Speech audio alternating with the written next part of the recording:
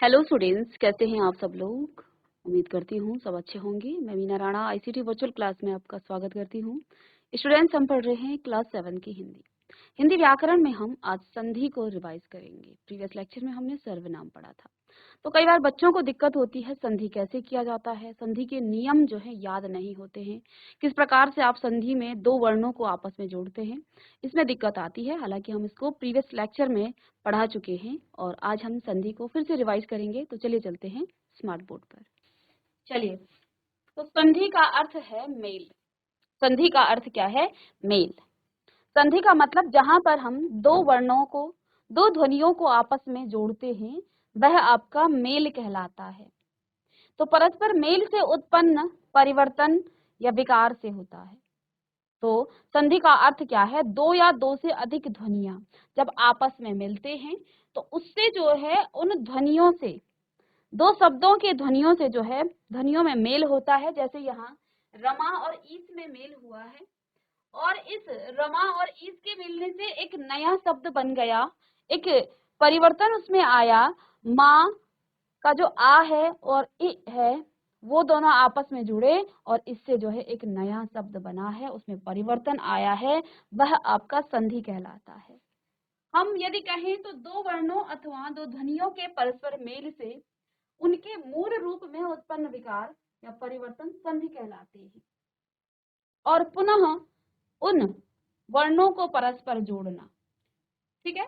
तो अब संधि का विच्छेद क्या हो जाता है? दो वर्णों के परस्पर मेल से बने नए शब्दों को पुनः पहली वाली स्थिति में लाना, ये आपका संधि विच्छेद कहलाता है। ये आपका संधि विच्छेद कहलाता है। तो बच्चों, हम यहाँ पर संधि पढ़ रहे हैं। संधि क्या होता है? जहाँ पर दो या दो से अधिक ध्वनियां आपस में जुड़ती हैं और उनके मेल से एक नए शब्द, उनमें जो परिवर्तन या विकार आता है, उसे हम संधि कहते हैं। संधि विच्छेद। संधि जो आपने क्या किया है, इससे पहले आप दो शब्दों को आपस में जोड़ेंगे, उन शब्दों के जुड़ने से जो विकार आता है वह तो आपका संधि कहलाता है। अब उस संधि करने के बाद, जो परिवर्तन के बाद जो नया शब्द बना है, उस नए शब्द को पुनः पूर्व अवस्था में लाना ही आपका क्या है? संधि विच्छेद कहलाता है। तो हम यहाँ पर संधि पढ़ रहे हैं। संधि क्या पढ़ रहे हैं? संधि। अब देखिए, जैसे आपका है रमा धन ईस, रमा धन ईस। आगे हम नियम पढ़ेंगे किस तरह से ये दोनों आपस में जुड़ता है। तो रमा और ईस, तो इसमें पहले शब्द के अंतिम और द्वितीय शब्द के प्रथम वर्ण को आपस में जोड़ा जाता है। इसका पहला आ यहाँ से स्वर निकाल देते हैं और ये आपका स्वर है। और इन दोनों के मेल से यहाँ रमेश बनता है। आगे हम इसको डिस्कस करेंगे। तो इन दोनों के मेल से, माँ और ई के मेल से मे बन गया। ये जो परिवर्तन आया है इसी को हम संधि कहते हैं। और रमेश को पुनः पूर्व अवस्था में लाना, रमा धन ईस में लाना ही आपका संधि विच्छेद कहलाता है। यहाँ हम किसी शब्द को पूर्व अवस्था में लाते हैं जैसा वो पहले था। ठीक है। इसी प्रकार से आपका पर धन उपकार अब कैसे बना, ये तो हम अभी पढ़ेंगे आगे नियम में। तो इससे एक नया शब्द बनता है पर धन उपकार, तो ये हो जाता है परोपकार। परोपकार क्या बना? परोपकार। ठीक है। यहाँ अंतिम वर्ण आपका र और इसमें उ, इन दोनों की जगह पर आपका क्या हो गया? रू। इसी में तो आया है, बाकी में कोई परिवर्तन नहीं आता है। ये आपका संधि है। ये आपका क्या है? संधि है। संधि करने के बाद पुनः परोपकार को पूर्व अवस्था में लाना, यानी कि पर धन उपकार कर देना, यही आपका संधि विच्छेद कहलाता है। ठीक है। पर धन उपकार, परोपकार। तो हम यहाँ पहले संधि करना सीखेंगे कि दो या दो से अधिक वर्ण कैसे जुड़ते हैं, संधि कैसे की जाती है, क्या क्या इसके नियम हैं, संधि के कितने भेद हैं। तो ये सारी चीजें हम यहाँ पर पढ़ने वाले हैं। तो आइए एक छोटी सी परिभाषा लिखिएगा। दो वर्णों अथवा ध्वनियों के परस्पर मेल से उसके मूल रूप में उत्पन्न विकार संधि कहलाता है। दो वर्णों, अब संधि विच्छेद, दो वर्णों के परस्पर मेल से बने नए शब्द को पुनः पहली वाली स्थिति में लाना संधि विच्छेद कहलाता है। आपके पास जो दो वर्ण हैं उनको पुनः पहली वाली स्थिति में लाना। ये आपने एक नए शब्द का निर्माण किया संधि से, उस नए शब्द को पुनः पहली वाली स्थिति में लाना संधि विच्छेद कहलाता है। आगे बच्चे लिखेंगे संधि के भेद। तो संधि के 3 भेद हैं, स्वर संधि, व्यंजन संधि और विसर्ग संधि। स्वर संधि, चलिए हम यहाँ पर भी लिखते हैं स्वर संधि के भेद।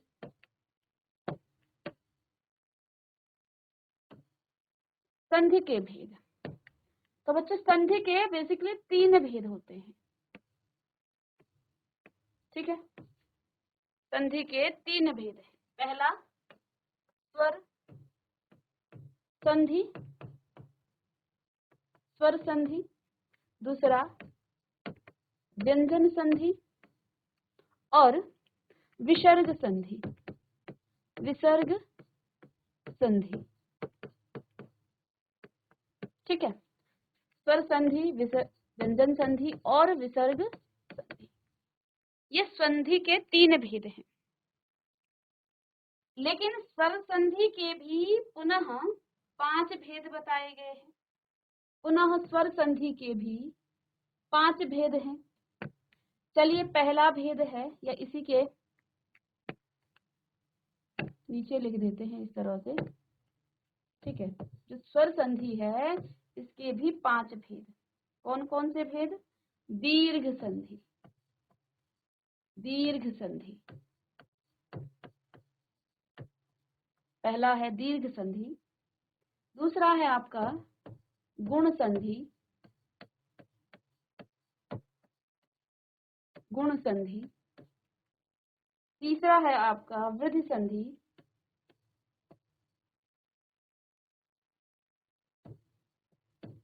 वृद्धि संधि, चौथा है आपका यण संधि, यण संधि, पांचवा है आपका अयादि संधि, अयादि संधि। तो पुनः स्वर संधि के 5 भेद, स्वर संधि के 5 भेद, दीर्घ संधि, गुण संधि, वृद्धि संधि, यण संधि, अयादि संधि, ठीक है।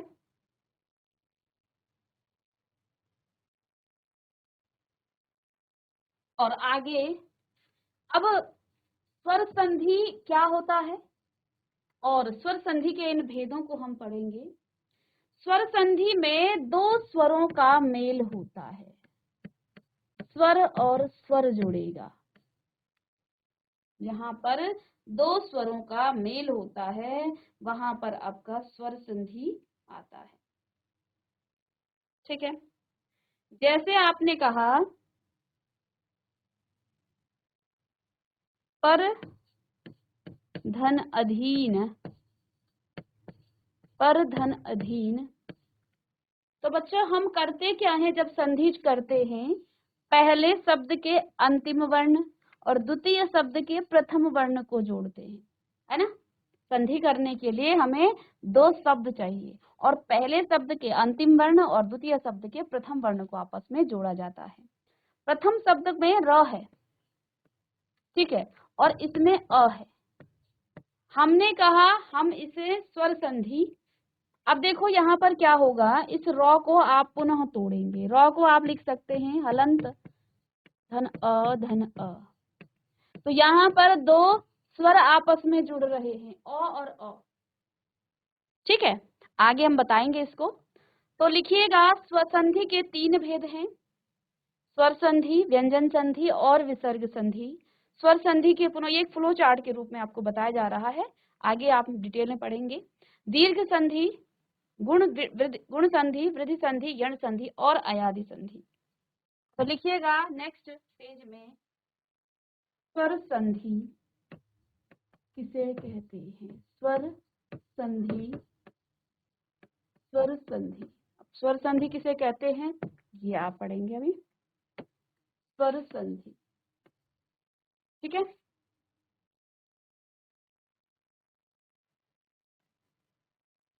तो दो स्वरों के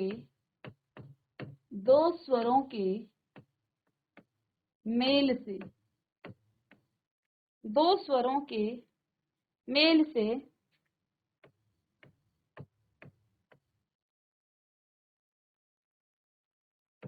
होने वाले, दो स्वरों के मेल से होने वाले परिवर्तन को, होने वाले परिवर्तन को स्वर संधि कहते हैं। क्या कहते हैं? स्वर संधि कहते हैं।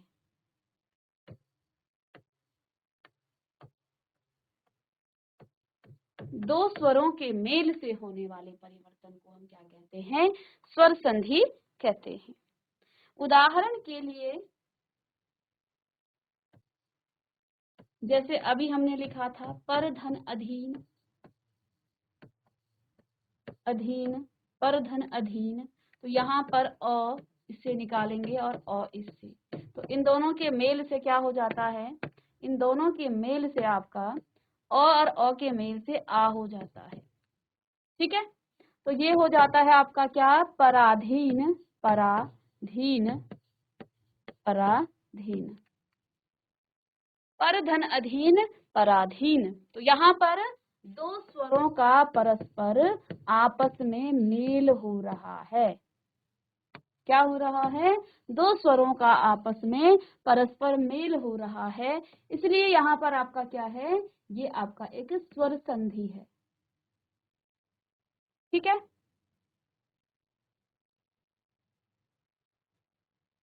स्वर संधि का पहला भेद दीर्घ संधि, दीर्घ संधि।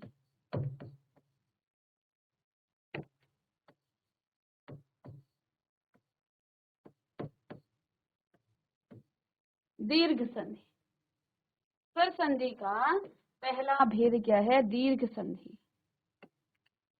अब दीर्घ संधि क्या होता है? यदि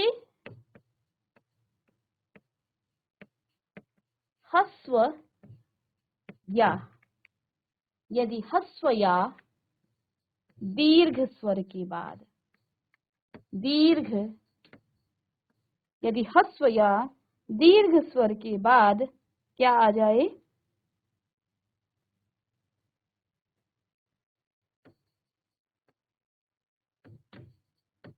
के बाद अन्य, अन्य ह्रस्व या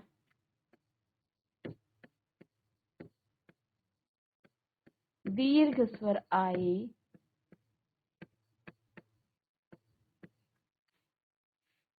अन्य आए या फिर आ जाए, तो क्या होता है? तो दोनों के मेल से, दोनों के मेल से, दोनों के मेल से दीर्घ स्वर हो जाता है, दीर्घ स्वर हो जाता है।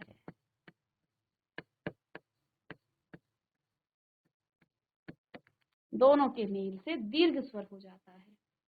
उदाहरण के लिए क्या हो जाता है? दोनों के मेल से दीर्घ स्वर हो जाता है। अब यहाँ पर ध्यान देने वाली बात यह है कि ये ह्रस्व और दीर्घ क्या है? हमने ह्रस्व स्वर और दीर्घ स्वर की बात की थी। तो आपके जो ह्रस्व स्वर हैं क्या कहलाते हैं? आपने वर्ण विचार में पढ़ा ना, ह्रस्व स्वर और दीर्घ स्वर। ह्रस्व स्वर जिनके उच्चारण में बहुत कम समय लगता है, ओ, ए, ओ। और दीर्घ स्वर क्या हो जाते हैं आपके? दीर्घ जिनके उच्चारण में, दीर्घ स्वर जिनके उच्चारण में दुगना समय लगता है, ओ आ, ओ आ, डबल टाइम लगा है, ठीक है। ई खींचा है, इसको समय ज्यादा लगा है, बाकी इनमें कोई अंतर नहीं है। ओ ऊ ये आपके ह्रस्व स्वर हैं और नीचे आपके दीर्घ स्वर हैं। तो यदि ह्रस्व या दीर्घ के बाद कोई ह्रस्व या दीर्घ आए तो दोनों के मेल से दीर्घ स्वर हो जाता है। अब नियम यदि हम कहें, नियम क्या है? यदि हम व्याकरण की भाषा में लिखें तो क्या जो हमने अभी ये शब्दों में लिखा है ना, ह्रस्व या दीर्घ के बाद, यानी कहने का तात्पर्य ये है कि कभी अ या आ के बाद, अ या आ के बाद अ या आ जाए तो दोनों के मेल से आ हो जाएगा, ठीक है।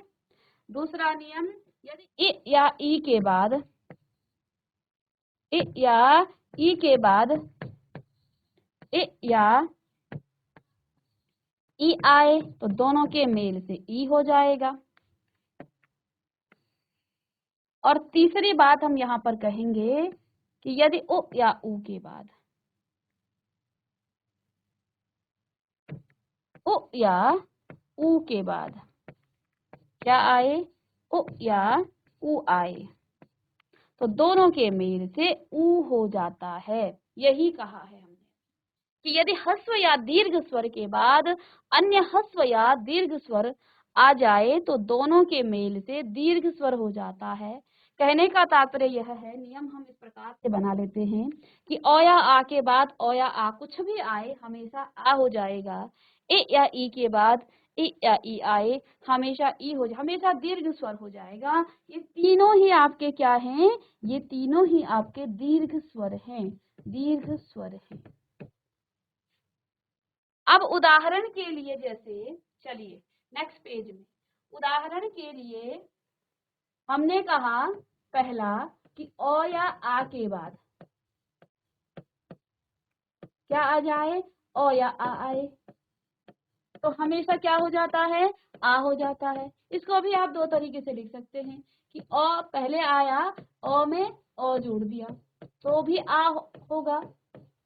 ओ आया और आ आया तब भी आ होगा।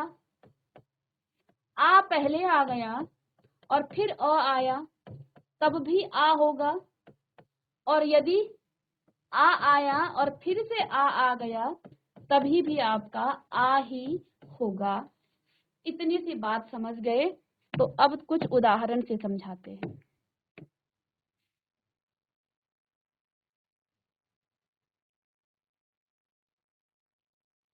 ठीक है।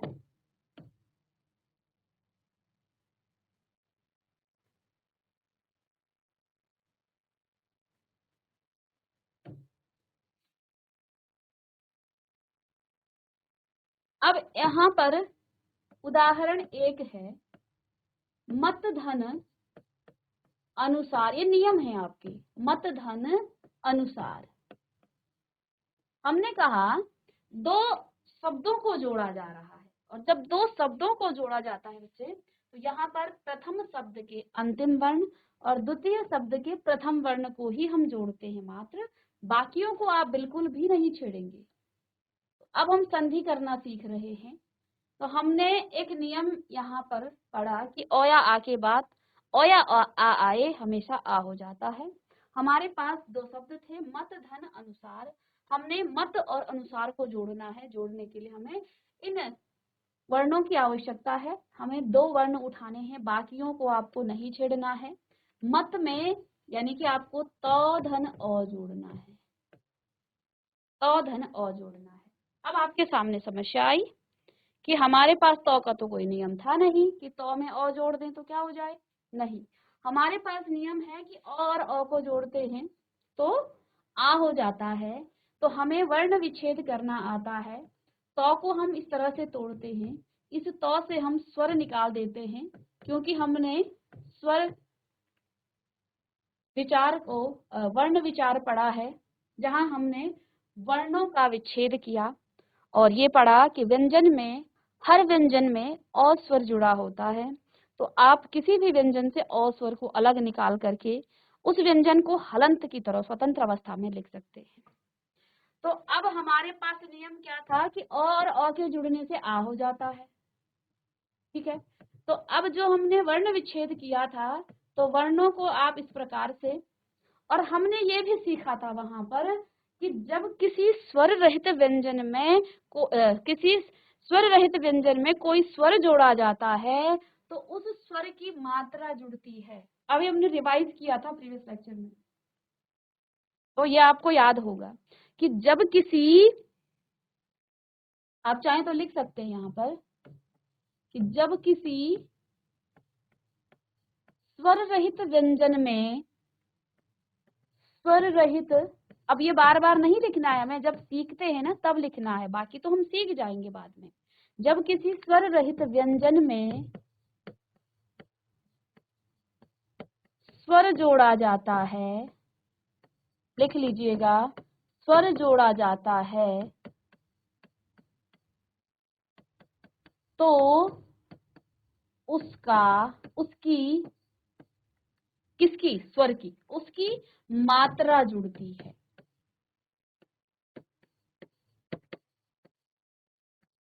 किसकी, उस स्वर की मात्रा जुड़ती है। वो स्वर जो है आपका पूरा नहीं जुड़ता है, बल्कि उस स्वर की मात्रा जुड़ती है। अब यहाँ त स्वर रहित है, इसमें आ जुड़ा है, तो यहाँ पर हम क्या जोड़ेंगे, ये हो जाएगा ता। ठीक है, कैसे आया, त स्वर रहित और आ आपका स्वर है, स्वर रहित व्यंजन और आ।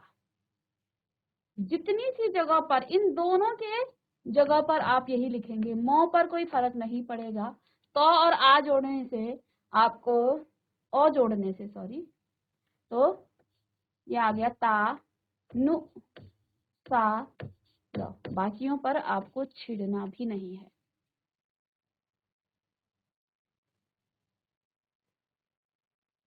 इतना नोट करें।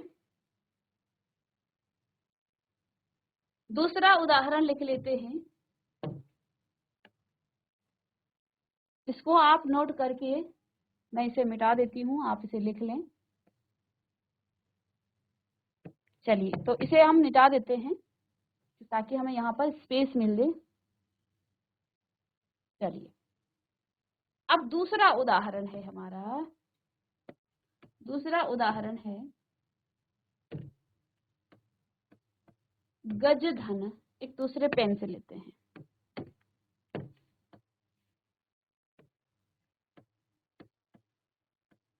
गज धन आनन, गज धन आनन, ये हमारा दूसरा है। अब हमने क्या कहा, प्रथम शब्द के अंतिम वर्ण और द्वितीय के प्रथम वर्ण को हम क्या करते हैं, जोड़ते हैं, जोड़ते हैं। नियम आपने ऊपर पढ़ लिए, तो यानी कि यहाँ जुड़ेगा ज धन आ तो स्वर है, लेकिन ज से भी स्वर निकालना होगा, तो ज धन अ धन आ, और अ और आ का मेल क्या होता है, अभी अभी आपने पढ़ा, आ ही हो जाता है पुनः, ज धन आ। तो अब किसी स्वर रहित व्यंजन में स्वर जोड़ने से उस स्वर की मात्रा जुड़ती है, अर्थात जा हो जाएगा। यानी कि इसका संधि इसकी क्या होगी, ज धन आ की जगह आपको जा लिखना है, ग जा, और पीछे का ज्यों का त्यों, गजानन, गजानना हो गया, गजानन। कोई परिवर्तन नहीं किया आगे वाले शब्द और पीछे वाले शब्द में। ठीक है, तीसरा उदाहरण लिखेंगे बच्चों,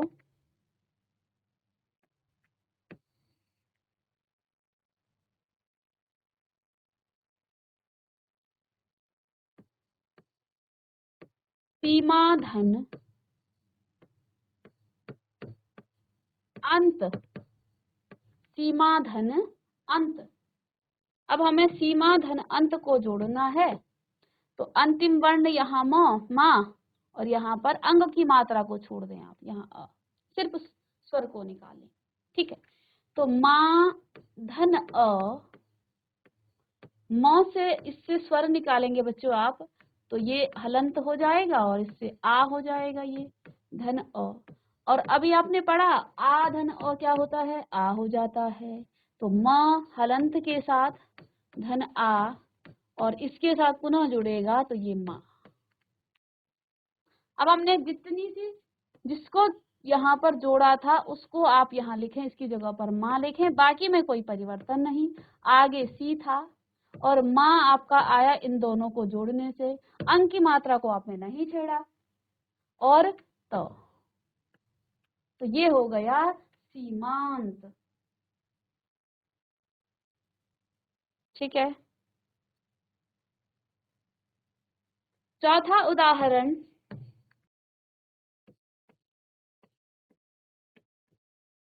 विद्या धन आलय, विद्या धन आलय। अब जुड़ना है या और आने, अंतिम और प्रथम। तो या धन आ, इससे आपने स्वर को निकाला तो ये य धन आ, य इसको उच्चारण नहीं किया जा सकता है ना, तो इसमें आ। और आपने अभी अभी यहाँ पढ़ा कि आ और आ का मेल क्या होता है, पुनः आ हो जाता है। तो य धन आ और ये फिर से जुड़ेगा, ये बनाएगा या। तो इसकी जगह या लिखेंगे, बाकी में कोई परिवर्तन नहीं। वि आधा द, विद्या,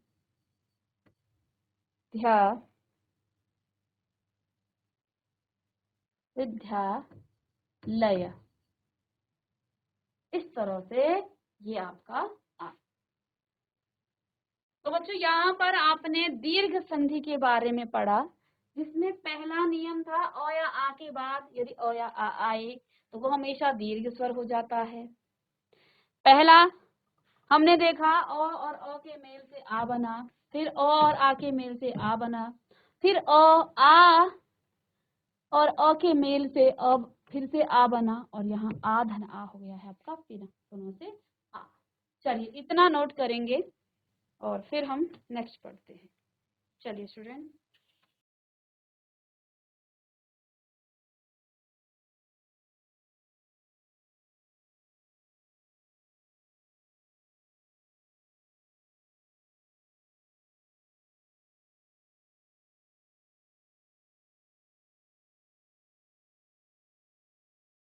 चलिए नेक्स्ट दूसरा नियम था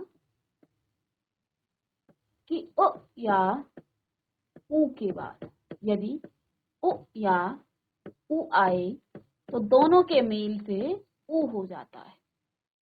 इसी बात को आप लिख सकते हैं कि यदि उ और उ का मेल हुआ तब भी उ होगा, उ के साथ आपने बड़ा उ जोड़ा तभी भी उ होगा। बड़ा उ पहले आया फिर छोटा उ आया फिर भी आपका उ ही होगा, दीर्घ स्वर। और बड़ा उ आया और फिर आपका बड़ा उ आया तभी भी आपका हमेशा बड़ा उ ही आएगा। और इसको आप नोट करें।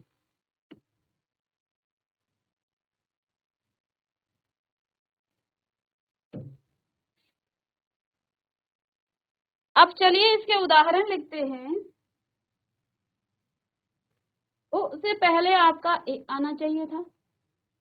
चलिए हमने ओ लिख दिया, कोई दिक्कत नहीं। और एक नियम यहाँ पर होता है किसका, ए का, कि यदि ए और ई के मेल ए या ई आए तो हमेशा दीर्घ स्वर होता है। और बच्चों इसको आप लिख सकते हैं कि छोटा ई पहले आया फिर छोटा ई, तो आपका बड़ा ई हो जाएगा। ए धन ई तो भी ई धन ए तभी भी ई होगा, और ई धन ई फिर भी आपका ई ही होगा। हर कंडीशन में वो आपको क्या देगा, हमेशा ही वो आपको दीर्घ स्वर देगा, हमेशा आपको एक दीर्घ स्वर देगा।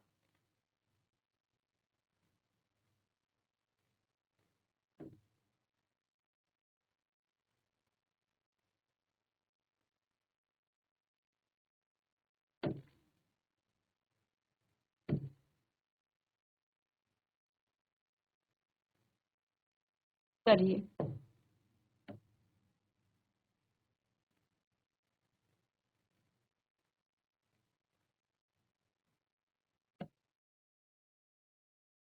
तो ये भी आपके नियम है। चलिए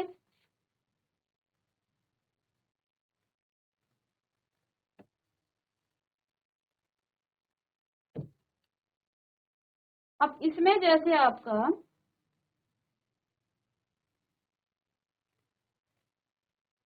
पहला उदाहरण है अभी अभी धन इष्ट, अभी धन इष्ट, अभी धन इष्ट, अभी धन इष्ट। तो अंतिम वर्ण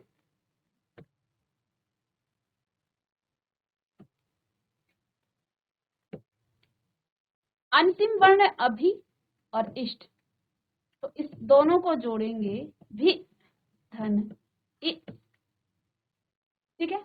और इससे यदि आपने भ स्वर अलग निकाला तो यहाँ आपका इ का स्वर है और धन इ है, और धन इ आपका क्या हो जाता है, ई हो जाता है, और भ हलंत के साथ है, ये बड़ा ई इन दोनों के मेल से, तो ये अब आपका हो जाएगा भी।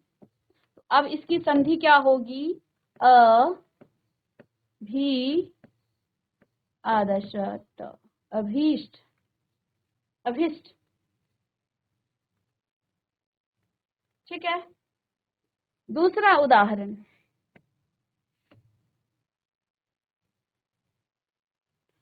दूसरा जैसे प्रतिधन इच्छा, प्रतिधन इच्छा, प्रतिधन इच्छा। प्रति में आपका त और इ, और यहाँ आपका ई, इन दोनों के मेल से बड़ा ई बनता है, त धन बड़ा ई, और ये आपका हो जाएगा ती, यानी कि इन दोनों के स्थान पर आपका क्या आ गया है, ती। तो इसका संधि क्या हो जाएगा, प्रतीक्षा, ठीक है, इसकी संधि हो जाएगी प्रतीक्षा, ठीक है बच्चों।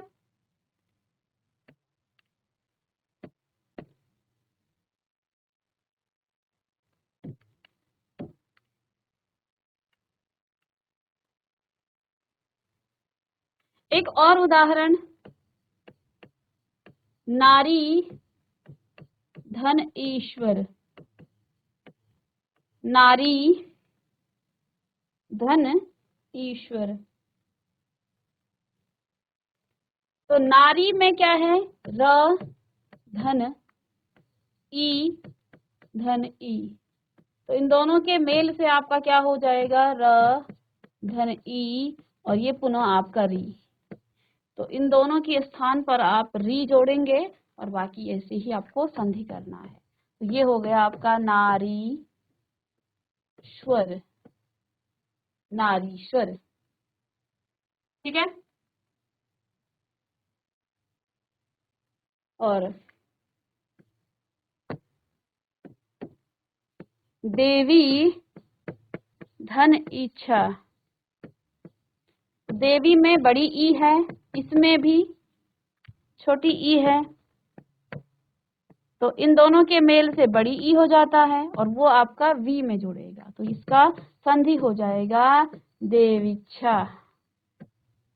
तो इस तरह से आप जो है संधि करेंगे।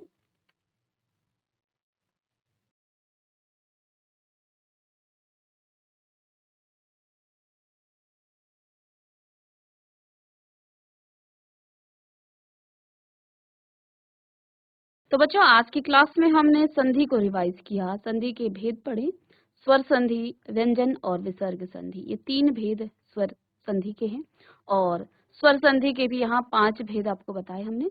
पहला है भेद आपका वृद्धि संधि। वृद्धि संधि के कुछ उदाहरण और कुछ नियम पढ़े हैं। आगे हम नेक्स्ट क्लास में डिस्कस करेंगे। तो मिलते हैं नेक्स्ट लेक्चर में, तब तक के लिए थैंक यू।